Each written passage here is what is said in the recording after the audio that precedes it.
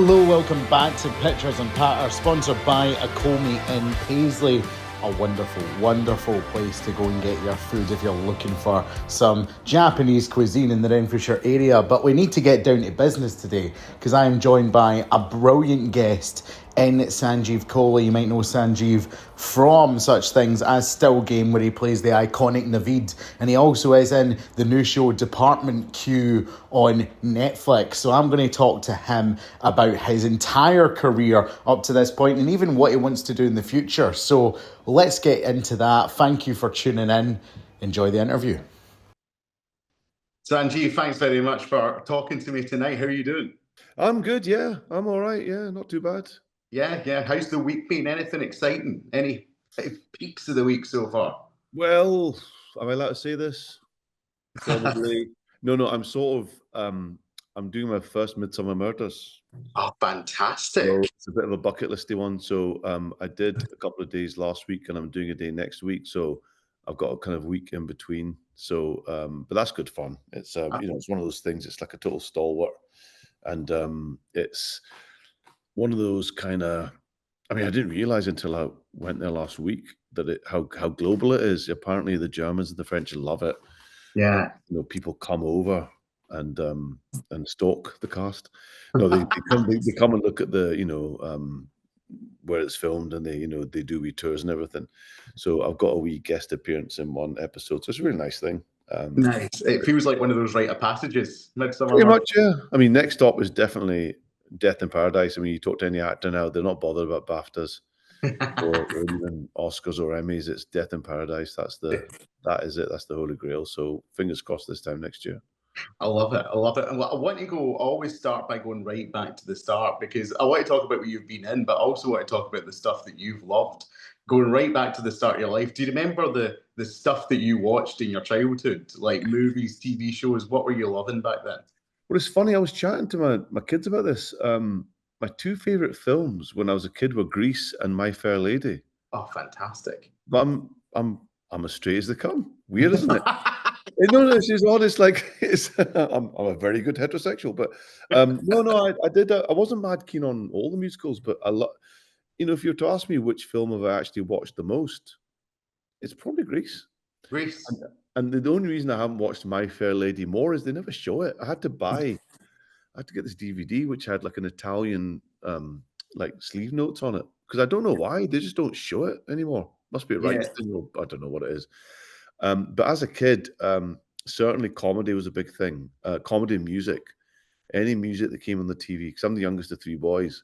So I would just kind of like watch what they were watching, and any music that was on the telly, going from like Top of the Pops to the Tube to things like that. But any comedy, I absolutely adored Morecambe and Wise and the Two Ronnies and then Kenny Everett. And even like not brilliant comedies. We were a family that liked to laugh. Punjabi culture is quite loud and it's quite kind of piss takey, and we do like to. It's quite a loud, brash culture. We like to laugh, so we'd watch things like Ain't Our Fault Mum, and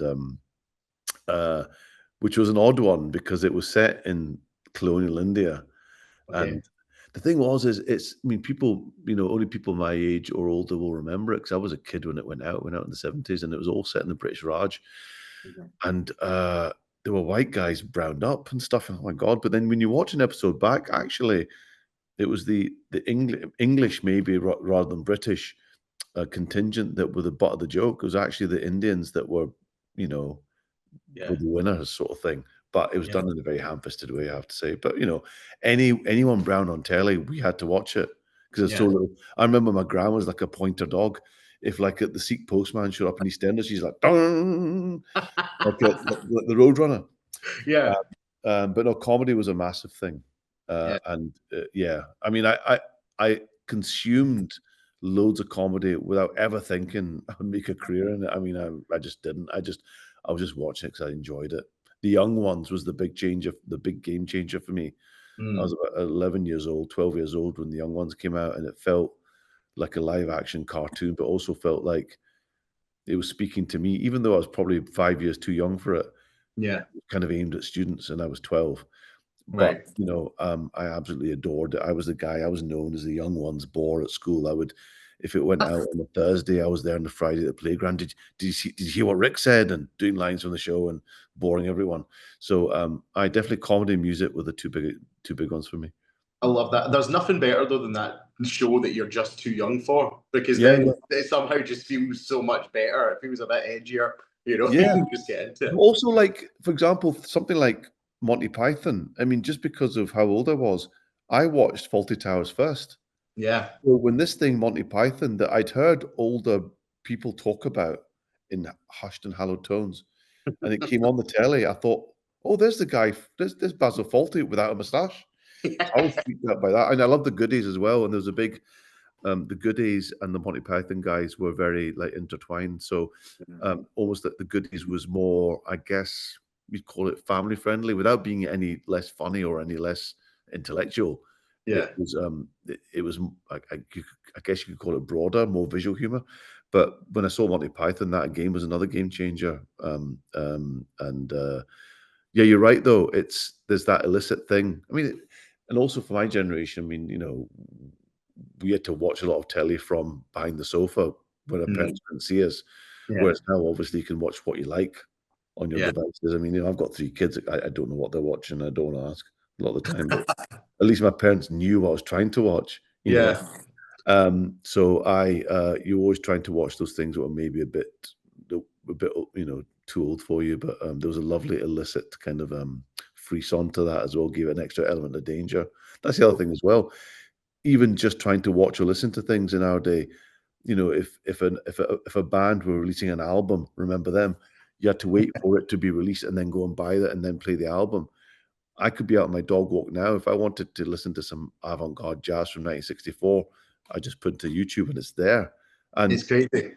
it's which is wonderful, but also, like, I feel like in that kind of Presbyterian way, I feel like someone's granddad now, but, like, if I feel like, you don't make the same effort and therefore you maybe don't get the same reward. I get you because Yeah. I'm 96, so they call me like a You look zillennial. very good for it, by the way. Oh, What you born said? in '96. I was gonna ask you what moisturizer you use. I see.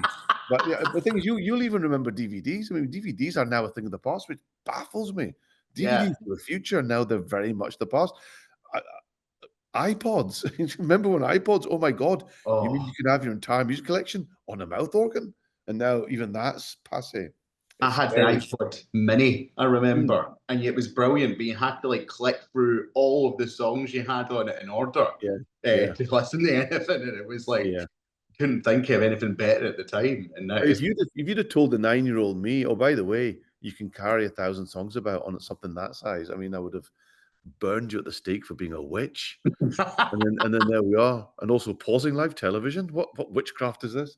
it's crazy. So yeah, I do sometimes feel that kids today are denied that wonderful when you buy an album and you open the gatefold sleeve and you look at the artwork and you pull the vinyl out and the angels are singing. It's just Yeah. not the same when you just pick something up on Spotify. I remember looking through my dad's CD collection when I was younger as well, and like Mm. finding some hidden gems. And that's how you sort of find music. Were you the same? Was it your parents you did that with, or obviously you had the youngest sibling as well? Younger sibling, but also, I mean, this very much defines how I kind of found my place in the world artistically, which sounds really pretentious, but you'll know what I mean when I say it. I know what you mean. Um, you talk to a lot of your white counterparts, and their parents had, the Beatles, the Stones, MC5, Diana Ross, whatever it was. It could be like, my wife Fiona is second generation Stornoway, so her parents had like Callum Kennedy and kind of Gaelic tunes. In my house, it was Sikh devotional songs and Bollywood soundtracks. Yeah. So, and also being 9 years old and in Glasgow or in the UK and being brown and being specky, frankly, you're kind of trying to reinvent yourself and you're slightly embarrassed about, what is a very beautiful and ancient culture. But when you're 9, you just want to fit in. So you don't want to listen to that stuff. You want to listen to what your pals are listening to. So I would voraciously, we would devour Radio 1, but also because we didn't really have our parents' musical influences, I jumped onto my eldest brother, his kind of musical taste. And the thing was that his best pal at school his dad was into things like Deep Purple, Black Sabbath, Led Zeppelin. So when I was Right. 11 years old, my 3 favorite songs in the world were Message in a Bottle by the Police, Going Yeah. Underground by The Jam, and Child in Time by Deep Purple. I was a very strange child. There's worse songs. Worse There were songs. So songs, but that's in a weird way, I was sort of a blank canvas. It's like it's the same with football. My dad has zero interest in football, so I had to find all that stuff out for myself. So it probably means that I'm quite kind of sort of Catholic. I've got Catholic tastes because I wasn't in any way indoctrinated. I had to find my own path. yeah, amazing. I love that. What did you ever play football when you were Oh, young? I played football from the age of 5 and Yeah, still play football. I still play. I'm 54 and I play 4 or 5 times a week. I love it. I'm not yeah. good, but I love it. So, What position were you? see, this is the thing. Of all the, I went to a rugby school, and Yeah. it irritated me because we all played football, and I hated rugby. I was apart from else, I was really short sighted. I couldn't see anything, and you can't wear glasses, and contact lenses were again witchcraft at that stage of the world. So yeah, I never played competitive football. So it was just like kickabouts in the field at the end of the road, or at the school I went to, St Aloysius, that it was in Garnet Hill in the city centre of Glasgow. Yeah. So there was one pitch and 8 games going on at all various different angles. And if you're in first year, there was this one guy, I remember him, what was his name? Andrew McSherry. If he got hold of your football, he would just launch it into town. He would just kick it over and honestly, it would just land in Sauchiehall Street, and you had to run Love after it. So it was taking your life into your hands playing football then. So I never played competitive football, so never had a position. But now, when I play 11s, I'll tend to play left back or right back or maybe mid. I'm useless as a striker, and I can't header a ball because of these. So I Yeah. can't go centre half, but I can, you know what I mean? And I'm not. I've got a pretty tidy first touch, and I can pass the ball. That's what I would say. Love that. I run a Sunday team. I might be recruiting you soon to try and get Well, in. I've got a Sunday game, unfortunately, but Oh, yeah, no. I'm open to most offers. My kids are older now, so my time is more my own. And what usually fills the vacuum is football. I'm on so many group chats. It's unbelievable. I played football with probably most of Glasgow. I probably played football with Bible John, probably. You know that way. So, you know yourself. Like, who do you play with on a Sunday? Yeah, I play with Inter and Shannon. We're called. Okay, Yeah. but so is it a team like in the league and all that? Yeah, yeah. Full teams and Oh, all that. it's Yeah. different for me because I'll play like just there's like, for example, there's an 11s game I play on a Sunday, and it's just kind of it's the first 24 that sign up on the group chat and they play, Right. and we'll mix things up.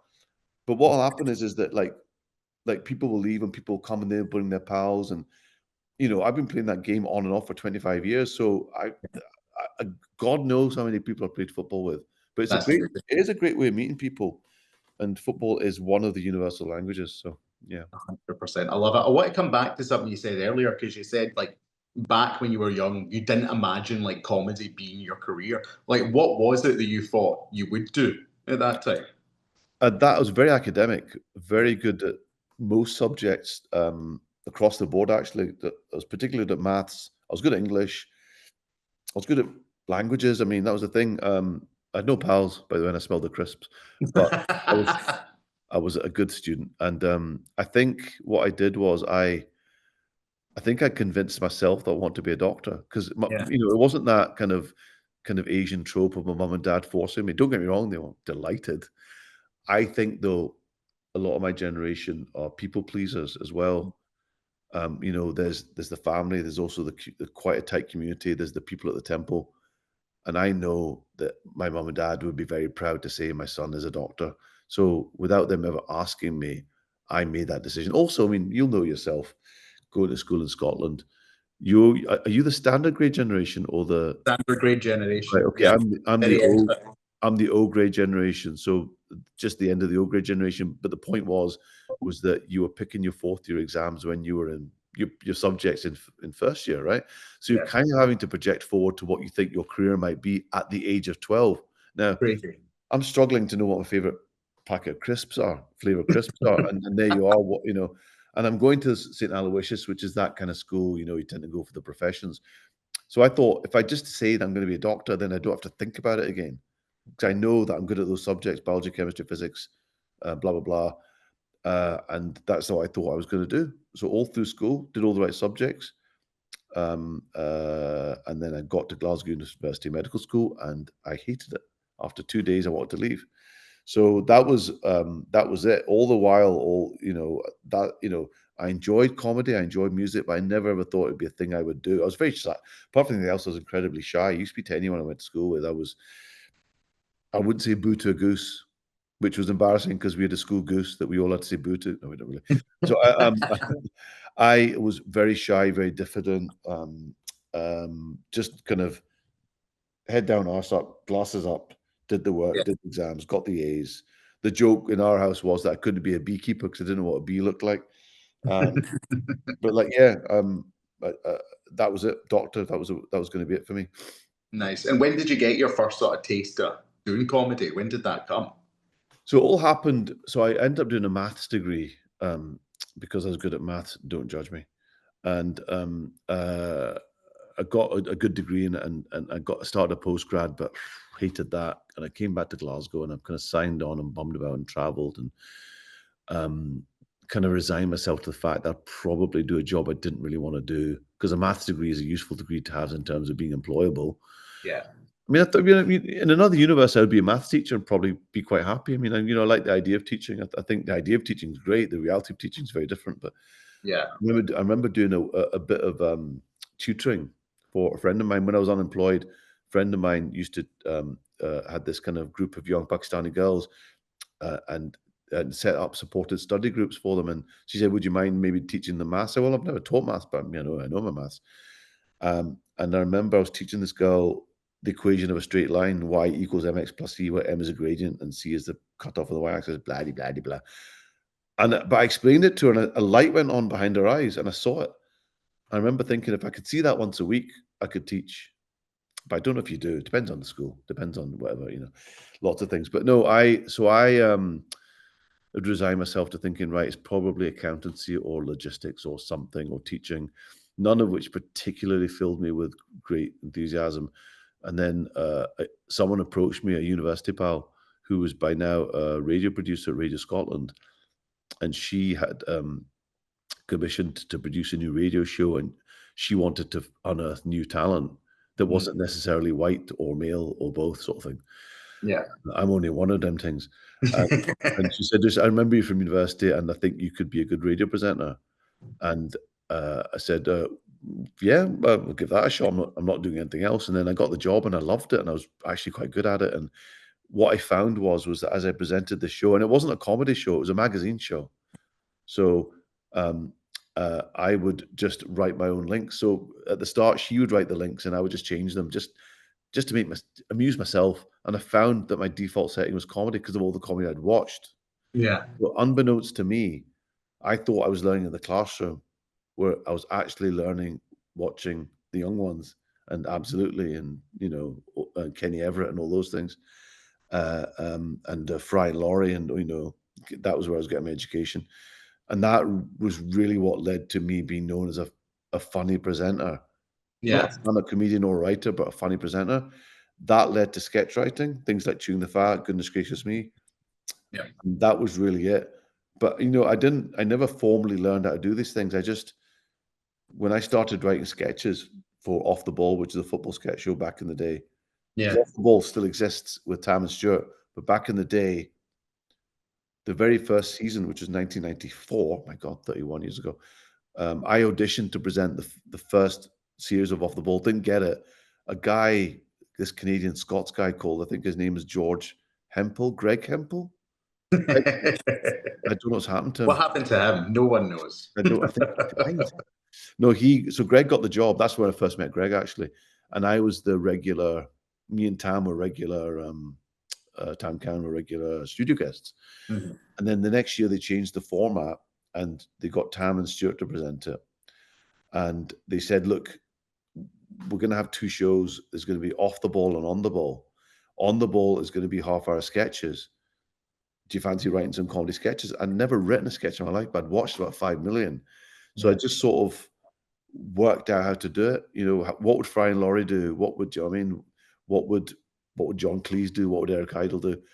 And worked out how to do it and learned in the best way possible by doing it. And then suddenly I was a sketch writer and a kind of in-demand sketch writer, and everything really kind of blossomed from there. And what you've talked about all these influences that you had, and you're breaking into comedy, and you're sort of putting it together by osmosis at that point. Yeah, yeah. This It's all very organic. Yeah. That's a very tough question, but what do you think like makes good comedy for you? If you had to like try and sum it up. I don't know, because when I think of the comedy that I love Victoria Wood, which is very verbal and verbose. Yeah. I love Fry and Laurie, which is similar. I love The Goodies, which is very visual. I love Chris Morris. He's my comedy hero, which is incredibly subversive and dark. But then I like Eric Morecambe, who's just this big genial uncle of a guy. So I don't know. I mean, I think it's hard to pinpoint, really. I like different styles of comedy. But for example, someone like Michael McIntyre, right? He gets a really hard time from other stand-ups. I think he's a brilliant observational stand-up. I also really like Stuart Lee, who I think has beautifully found a niche where, you know, it's very self-referential and meta, and I really enjoy it. So I don't know the answer to that question. What I will say is that hopefully, because when you start writing comedy, this actually happened. I by mistake stole a sketch from Eddie Izzard. Right. Okay. Right? So it was a sketch show called Velvet Soup, and I had this idea of there was this kind of mad guy on the bus just shouting random stuff right at the passengers, right? Right. And then another mad guy gets on, sit next to him, and he starts spouting stuff, and they say, "So this is my booking. I think you're on number 83." So the idea is that the mad guys are sent by an agency. I thought this was a brilliant idea, and the reason it was a brilliant idea was Eddie Izzard had done it in a stand-up routine, and it got into my hard drive, and I hadn't consciously nicked it. I'd subconsciously, but I hadn't nicked it because I wasn't even cognizant of doing it. So the point is that when you start writing, you are the influences, and then the more you go on, you coagulate. So, for example, Fags, Mags and Bags, which is the Radio 4 sitcom that I co-write with the brilliant Donnie McCleary and starring. I've always contended that you love it or hate it, but no one else could have written it apart from me and Donnie. Right. Because, yeah, you could say that's very Victoria Wood. That bit's quite Eddie Izzard. That bit's quite Armando Iannucci. But what I've done is I've kind of formed this different prism to refract. This is very pretentious. I've gone down a rabbit hole here. But the point is that all those influences come together. And then, oh, by the way, I come from a Punjabi household. So I've got that going on. Oh, by the way, I grew up in Glasgow, which is why I could write for Chewing the Fat and Goodness Gracious Me at the same time. And why someone like Naveed is the Asian and the Glasgow coming together in a beautiful point. So hopefully what I am is a sum total of those very disparate influences that provides maybe a new thing that hopefully doesn't wear its influences too kind of obviously, if you know what I mean. No, I know what you mean. I totally, and I think for a very hard question, that is a brilliant answer. Did you notice? I swerved it a wee bit. I love that. Well, I'm going to follow up with another tough question, because obviously, like, you've been doing this a very long time now. What's the role that you're most proud of, would you say, in your career? I've been incredibly lucky. So I've had some really lovely things. So Naveed I've always said that Naveed will be the thing I'm most famous for, and I'm very happy about that. If I'm buried as Naveed, in fact, I might well do that. I might well write that.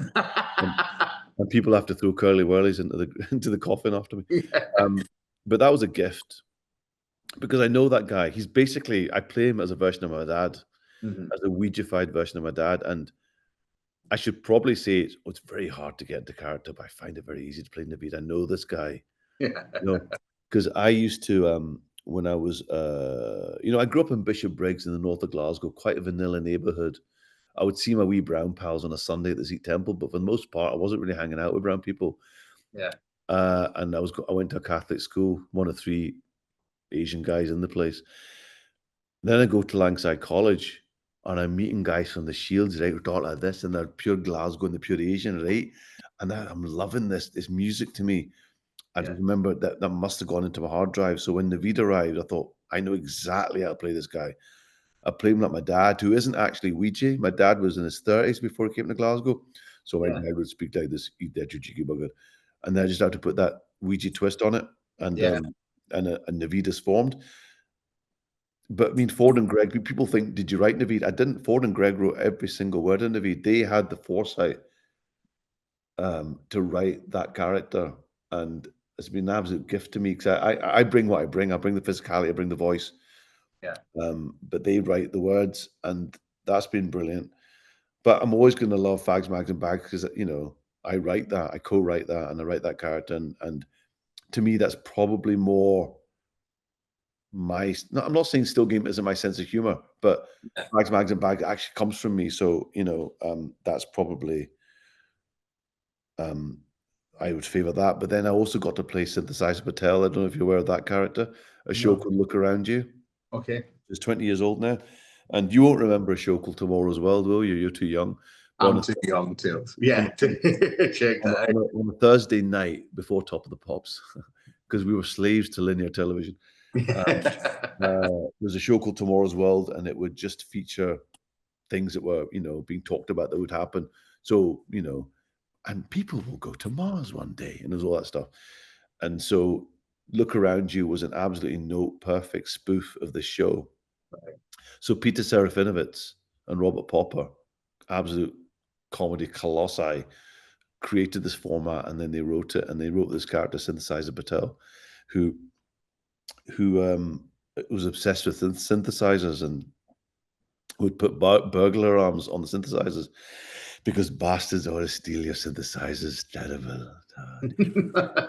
And that was a big cult hit, and to this day I get people messaging me about Synthesizer Patel. So no, I've been lucky.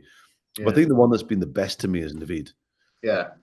I mean, the thing that I'm doing now, the thing Department Q, I don't know if you've caught it yet. I've got a couple of episodes of Department Q. I'm going to talk to you about that. That dialogue and that character, I love doing it because he's a smart arse, he's a philosopher. Yeah. It's good fun to play that guy. He's a dick, but he's very superior. But his dialogue is very, very fun to do. And Scott Frank, who wrote and directed it, is an absolute genius. He also made the Queen's Gambit, which is a wonderful piece of work. And Department Q has been, I mean, like, people are messaging me from Australia about that, like pals. Oh my God. It's global, it's gone down a storm. So no, I've been lucky. But I think in terms of, I think Naveed might be the one I have the most affection for, possibly because of what it's done from a profile as well, I was going to say, because it's had such a longevity. Like, I'm not going to lie, like yourself and the rest of the Still Gamecast were like the soundtrack of my high school years. Like, all my friends just quoted the show constantly. But even now, I walked into my granny's last week, and she had the show. She's worked her Netflix out, and she had it. She had it on.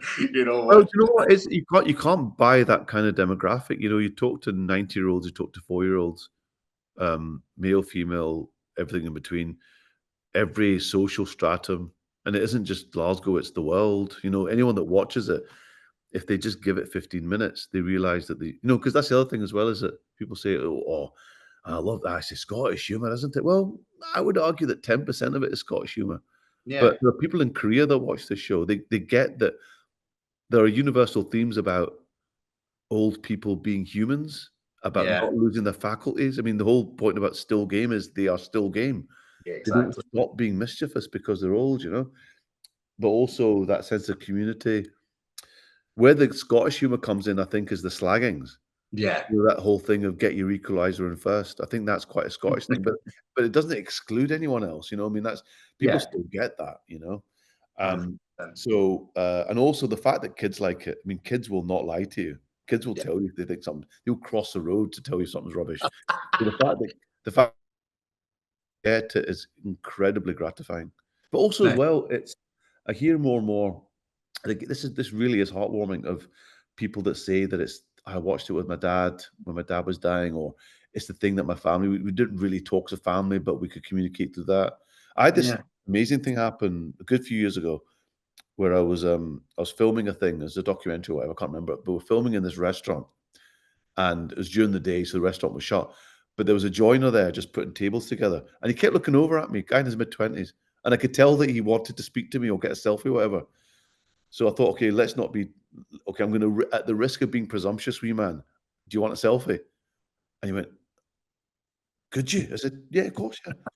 All right, right. And he's fumbling about for his phone and he's shaking like this and he pulls his phone and he's shaking, visibly shaking.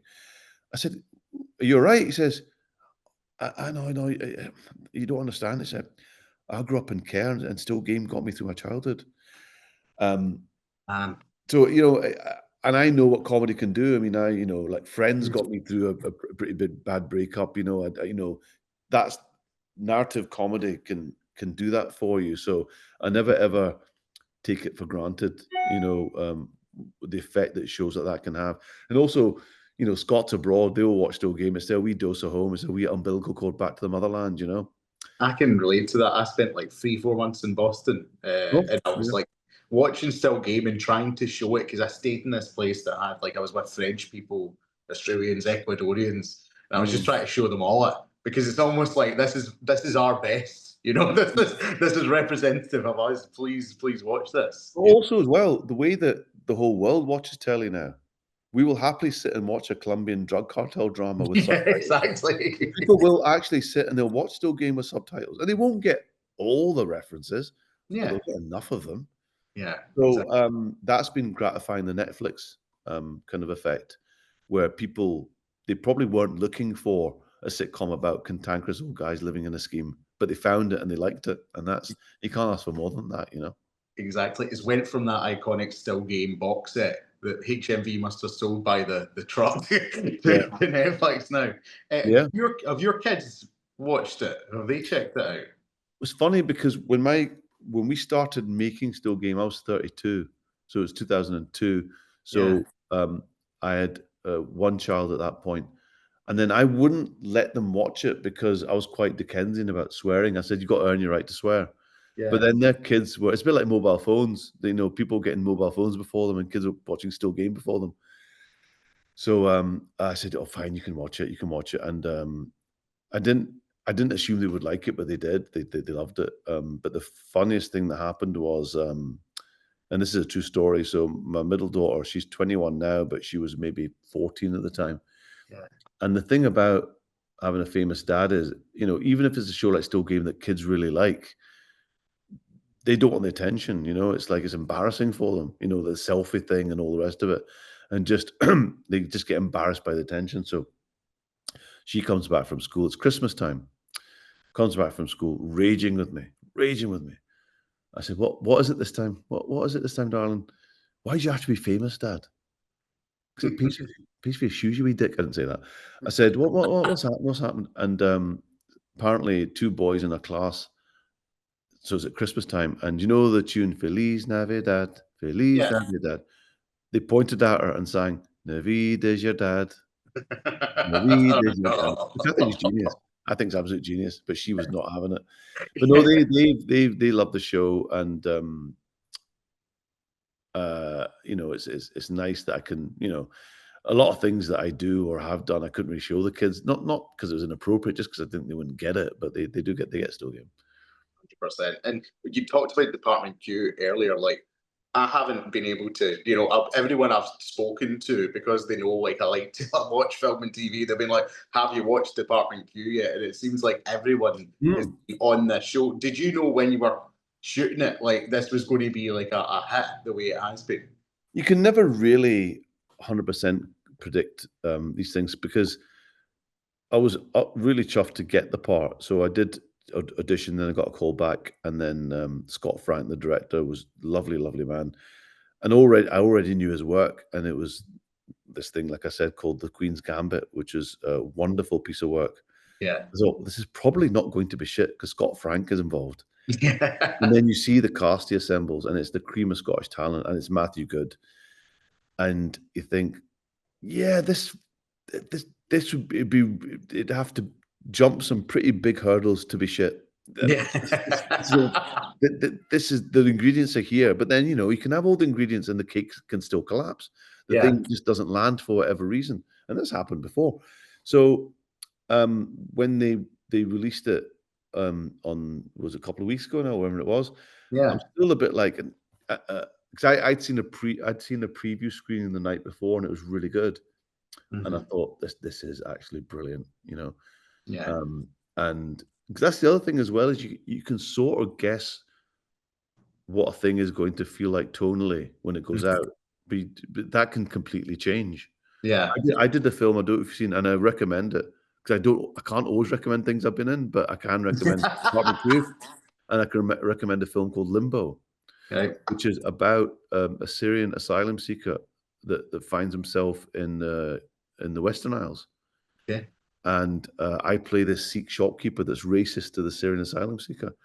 And I only had 3 scenes, and I remember thinking, "Yeah, I think I know what this film will be, Tony." And I watched it, and it was absolutely brilliant, but just different from what I thought it was gonna be from my experience on set. Yeah. So Department Q watched the preview screening and thought, this is really good. Hope it lands. Really hope it lands." I have to say, though, I've been blown away by the response. Yeah. It's been mostly positive. The 2 main gripes, as far as I can tell, are it's too slow. I disagree. I think what it is it is a police procedural, but it's also indulging in the characters, which I really like. I really Yeah. like that. And other people saying it's too sweary. Welcome to fucking Scotland. I was going to say. You know, the whole issue with swearing is that's been a very fluid thing in my lifetime. Swearing is, done.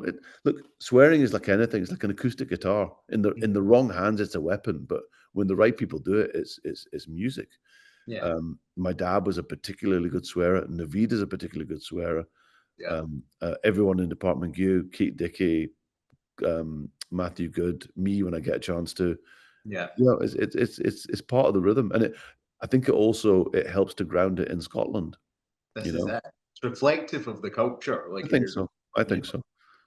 Yeah, 100%. Just, I wanted to talk to you about the future before we end. What is there something in your career that you haven't done yet that you're really looking forward to doing? Obviously, you're doing Midsummer Murders. You talked about that. Oh That's yeah, kind yeah, tick. of ticking a box. But is there anything else that you'd have your eye on? There's so many people I want to work with. I auditioned for Four Lions with Chris Morris. Right, back in the day. And I never got it, but Yeah. I would love to work with him. I did work with Amanda Iannucci briefly on Avenue 5, but I'd like to do a bit more. Yeah. I would love to work with Jack Black. I'd love to work with, um, you know, so many people. Matt Berry. I would love to work with someone like Daisy Haggard. There's so many brilliant, brilliant, talented people out there, and I'll just keep doing all the auditions I'm given. Because things I know I've got a certain profile in Scotland, and it's great. I'm just trying to just kind of branch out a bit. I mean, things like a Netflix hit doesn't hurt. That does not hurt. Yeah. Even though I'm not one of the more featured characters, I got enough nice stuff that maybe it'll sort of make an impact. I don't know. But yeah, there's a lot. I'd love to. I'd love to play a hard man because I'm so not hard. Nice. And I'm quite good at when I tell my kids off, I can go proper inscrutable. Yeah. I can stare anyone out. I can do that thing where I don't crack a light, I don't laugh. I can be that guy. I'd Yeah. love to have a go at playing a hard man. I'd also love to play a heavy metal star. Lovely. You could obviously Yeah. early influences in music. I would love to channel Ian Gillan or Robert Plant or something. I did this is going back to 2001. In fact, we were making this during the Twin Towers. That's how far ago it was. It was a show called Bombay Blush for Channel 4, and I was writing it, and I ended up doing the voiceover for it, and it was really interesting, quirky stories from India. Mhm. And there was a whole piece about the heavy metal scene in Bombay, and there was this guy who used to flick his hair. People think I resemble Satan. I've been drinking since I was 4 years old. She's the incubus! And I thought, oh, these are all the guys that I wanted to be when I was 14, and I quickly grew out of it. But I'm thinking, I kind of want to be those guys again. So Nice. if anyone's watching this and wants a brown heavy metal star, look no further. If anything comes from this interview, Anything comes from this, and it's I've that. manifested that, yeah. Or a hard man, Or a hard man. We'll Or a put hard it in. Or a football, we'll film you on a Sunday, Or playing a football. A footballer. All right, okay. No, I could do that. I could do that. No, to be fair, I got to do the walking football episode in Still Game. Yeah. And it's funny because if I show up at like Glasgow Green or something, big Naveed's here, he's going to do a career ender.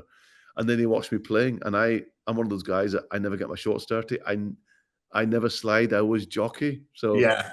disappointed. No, I never broke anyone's leg today. Not my style, wee man. It's not my style. I But no, love that. there's a million and one things I'd love to do. Yeah. I joke about being the next Doctor Who, but I think the Scottish contingent's been done, so I Well, think I might have to wait. My argument is he's the only Doctor on television that isn't Asian. So I want to propose a locum Doctor Who, where it's a different Doctor Who every week, and he can't work the controls because he's just got there. And by the time he's mastered the controls, it's time for a new Doctor. I That love way, that. every actor in Britain will get a shot. That's listen, might as well. And you say they might have done Scottish today. They love going back to Scottish actors, so you never know. It As could they be a should. good thing. As they Good should. lesson. Or I could do what David Tennant did. And I could play him Geordie, like, you know what I mean? Give myself a catchphrase, like, I don't know, Umbongo. I don't know, something. If they want me to play it non-Scottish, I can do Geordie, and I can do Newcastle, Liverpool. I can do a decent Manc. I could do Brummie as well. Have we heard of Brummie, Doctor? I don't think we have, you know. I No, think not the at Brummie all. accent is universally, like, relaxing. So if you were to go, like, to another galaxy, you don't want to be confrontational, do you? You want to be, like, friendly. So why can't I play a Brummie Doctor Who? It's possible, you know, quite relaxing, you know. I am not going to be the one to tell you no. No, there'll be several casting agents. Why are you doing that bizarre accent? You're from Glasgow. Well, just to finish, Sanjeev, I always ask people the same thing. I want to know what your favourite film is, and I want to know what your favourite TV show is ever. Favorite film? I'm going to say Raising Arizona. Right, okay. Coen Brothers film. Yeah. It's just I'm not being willfully obscure, because I love The Godfather and I love Grease. Oh, 100%. And I love LA Confidential, and I love The Shawshank Redemption, and I love Kramer versus Kramer, and there's so many brilliant films out there, underrated films. But Raising Arizona is a film that I can watch over and over again, and it always makes you laugh and makes me think. And Nicolas Cage's finest moment, because as we know, casting Nicolas Cage as a high wire act. Have you seen The Wicker Man? There's peaks and troughs. Get off the fucking bike. So get off the fucking bike. So Raising Arizona, if you've not watched that, I recommend it. It's not only I love the Coen Brothers. In fact, they're filming in Scotland right now. They have been spotted in Glasgow, and I actually did a self-tape and I didn't get it. So I'd love to work with them. There's another ambition which won't be realized this time. But yeah, so I'm going to say Raising Arizona is my favorite film. Favorite TV show of all time is right now. I'm going to say I'm Alan Partridge. Okay, nice. Yeah, because you know, in my weaker moments, I just turn into Alan Partridge. I can't help myself. I'm a zombie. I'm having a pop at the undead. Yeah. If you ask me, the best Beatles album is probably the best of the Beatles. So obviously, it's kind of drilled into my psyche, and that could change tomorrow. I should probably say The Young Ones because of the influence it had on me.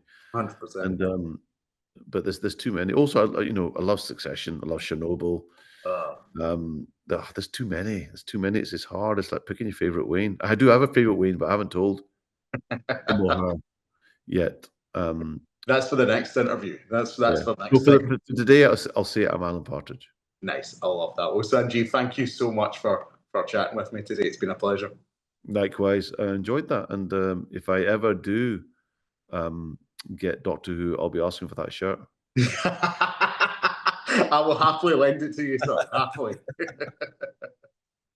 Wow, what a great interview with Sanjeev. Thank you so much for listening in. Sushi Patter will be back soon with a new episode, and I'm looking forward to The Bear coming out. I can't wait to review the latest season of that. But in the meantime, check out our entire back catalogue. Follow us on socials, which you can find on screen. And thank you so much for joining in with us today. It's been a pleasure. Take care.